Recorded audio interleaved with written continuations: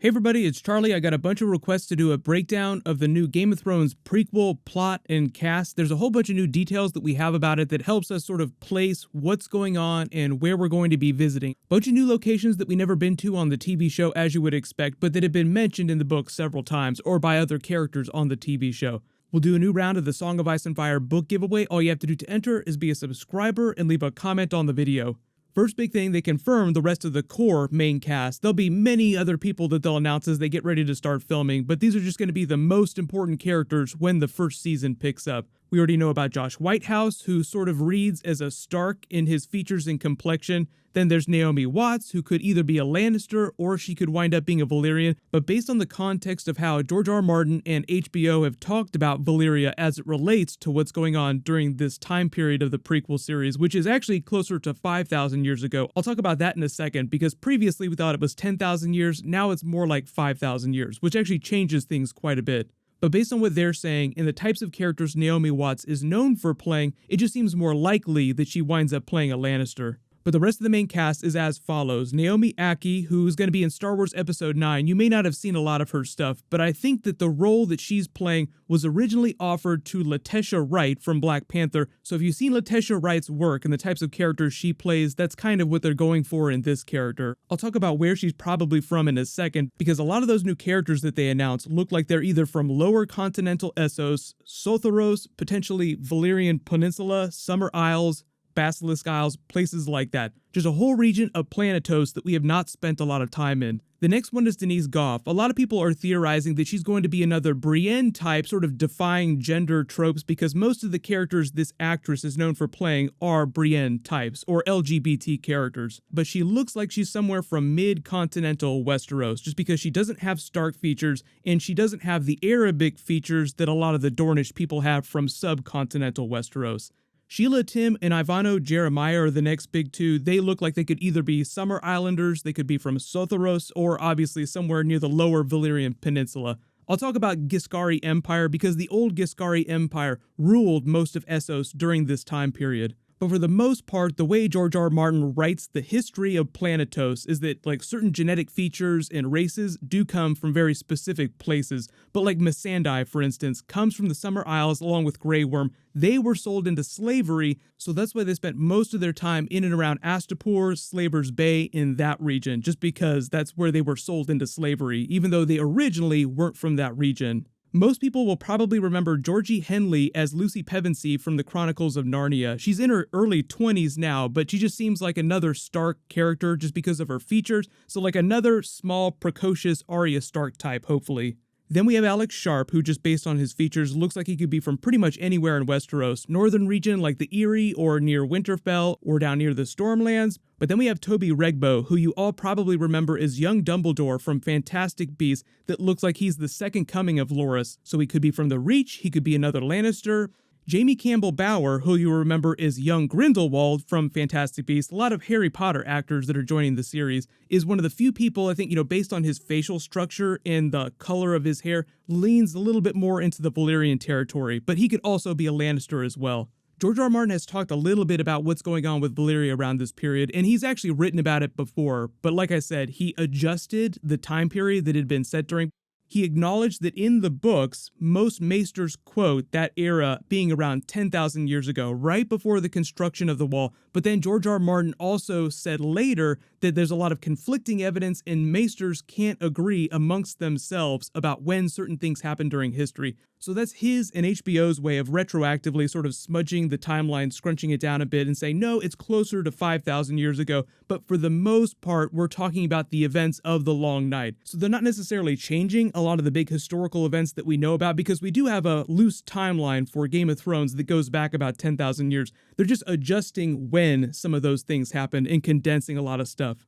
The reason why I think part of the series is going to take place in and around the Valyrian Peninsula, the Summer Isles, and Sotheros is because obviously the complexion of some of the characters that they've cast, but also they're filming part of the pilot episode in the Canary Islands, and if you've never been there, this is what it looks like. Very tropical, very humid, which just reads Summer Isles, Sotheros. Valyrian Peninsula looks a little bit different. We saw it a little bit during season 5 on the TV show when Tyrion and Jorah were just paddling their way through.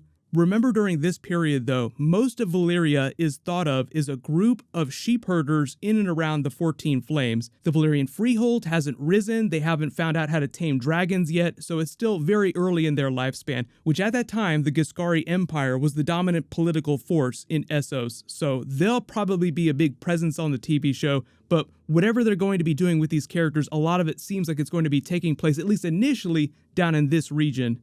As for what's going on in Westeros, there are actually two options, because George R. R. Martin said that they would not be rehashing stuff that we're already seeing on the TV show. And because they were calling the series The Long Night, and that's the same Night King that they're trying to defeat now, it would be a big rehash of stuff that we saw on the TV show if we're watching his origin story again. So we could wind up seeing them at the tail end of the Long Night as the wall is being constructed, because we didn't see dragons in and around that fight when they were trying to defeat the Night King the first time. So it could still explain how George R. R. Martin is saying, no, we haven't tamed dragons yet, that's still really early stages. But the really big geopolitical wars that could be going on in the background around this time, obviously besides the Long Night, because George R. R. Martin has been talking about it for so much, is the war between the Children and the First Men, and then Giscari wars happening in Essos. So a lot of that stuff does coincide, and then you have the rise of the Valyrian freehold and the eventual destruction of the Giscari Empire. But it'll just depend on exactly which year it is and how much they're bending the pre-existing Song of Ice and Fire timeline.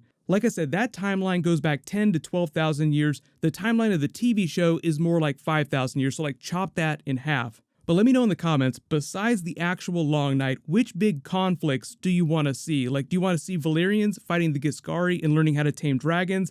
The Andal invasion sort of coincided with the rise of the Valyrian freehold. Like, that's part of the reason why the Andals invaded, because they wanted to get the hell out of Essos because of the Valyrians and their dragons. So I don't think we'll be seeing too much of the Andal invasion.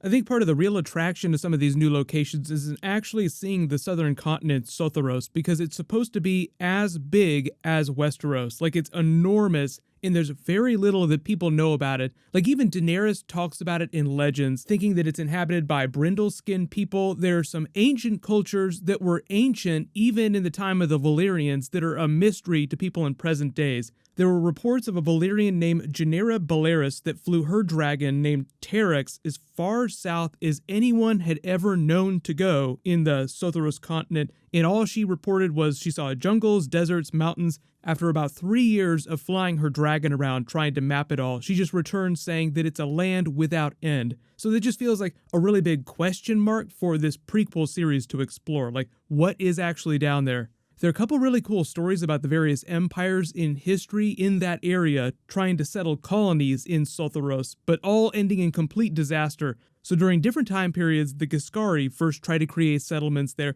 then the Valyrian freehold, which they then abandoned when they started fighting other wars in northern Essos. Then later, the Rhoynar tried to create a colony there, but they all ended in plague, famine, disease, disaster, because all the various armies in history just were not prepared for the local climate. Very familiar story, like army goes to a foreign land, gets all kinds of foreign diseases, and dies before they can conquer said foreign land.